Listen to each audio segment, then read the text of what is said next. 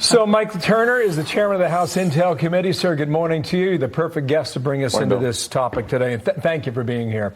Our research shows us it was first reported on April 6th into April 7th, which was just about a week ago. I don't know when our intel community, our intelligence agents knew this material is out there. If you read through this Washington Post report, there's a lot in it. Right now, what is your biggest concern on these leaks?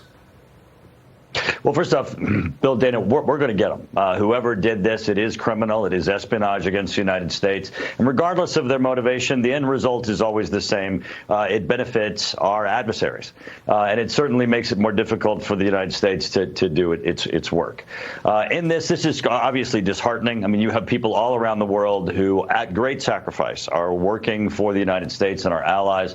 And then to have someone like this so cavalierly release classified information is certainly very concerning. Of course, it comes, you look at the Biden administration's culture where Biden had classified documents behind his Corvette in his garage. You certainly have a culture where you have to impress on people that these documents really can affect people's lives. They are important to our allies in the United States, and certainly for the most important issue, and that is preserving democracy. Congressman, listen to one more soundbite from the person who spoke to the Washington Post. Watch here.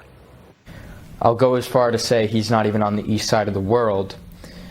Any claims that he is a Russian operative or pro-Russian is categorically false. He did have sort of a bossy attitude at some points, but it was more of a fatherly bossy. He did see himself as the leader of this group, and he was the leader of this group.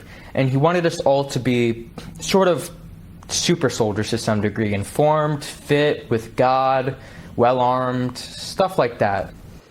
Given that the leaker, OG, was apparently in his early 20s, and he had access to all of this information, would you recommend some sort of immediate review across the federal government of who has access to this information? Because this is an egregious leak and apparently also pretty cavalier. Right. This certainly does show that we do need classification reform. Our committee has already begun having hearings on this issue of what we need to do, in part because of the handling of presidential records, but also in part because we know that across the system there needs to be greater accountability. But it's very concerning when you hear, the statements of the individual that you're playing, because it really shows that sometimes, parents don't know what's happening with their kids when they're online and who they're talking to. This is obviously a very dangerous situation, not just for the person who is talking to them and receiving it, but really everybody that's involved. This is a criminal enterprise. This is not a game, and people would need to be very concerned if they're ever in touch with anyone who purports to have classified information and is sharing it. I still don't have a sense from you. What's the number one concern? Is it Russia? Is it China? Is it the war in Ukraine? Is it one thing? Is it five things? Is it more than five? Well, right. You mentioned that you've been briefed now on these documents with Trump and Pence and Biden. Now, you can't talk about it specifically, but how would you characterize what they've shown you? Well, I think what we're seeing, which is a word you used previously, is a cavalier attitude toward classified documents. And we certainly see that perhaps even in this case.